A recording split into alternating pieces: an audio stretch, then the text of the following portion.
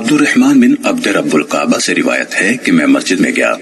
وہاں عبداللہ بن عمر بن عاص رضی اللہ تعالیٰ عنہ کعبے کے سائے میں بیٹھے تھے اور لوگ ان کے پاس جمع تھے۔ میں بھی گیا اور بیٹھا۔ انہوں نے کہا ہم رسول اللہ صلی اللہ علیہ وسلم کے ساتھ تھے ایک سفر میں، تو ایک جگہ اترے،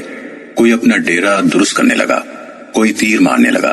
کوئی اپنے جانوروں میں تھا کہ اتنے میں رسول اللہ صلی اللہ علیہ وسلم کے پکارنے والے نے آواز دی نماز کے لیے اکٹھا ہو جاؤ۔ ہم سب آپ کے پاس جمع ہوئے۔ آپ نے فرمایا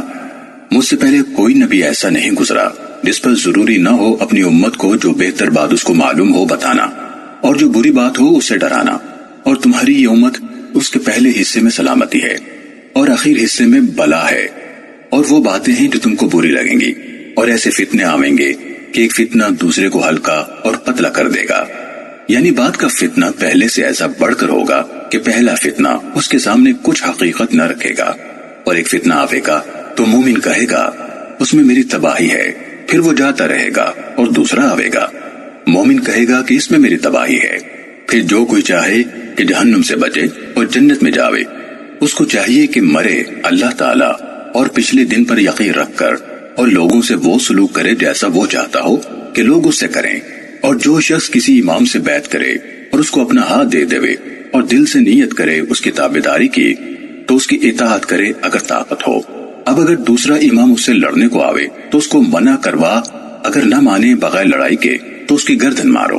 یہ سن کر میں عبداللہ کے پاس گیا اور ان سے کہا میں تم کو قسم دیتا ہوں اللہ کی،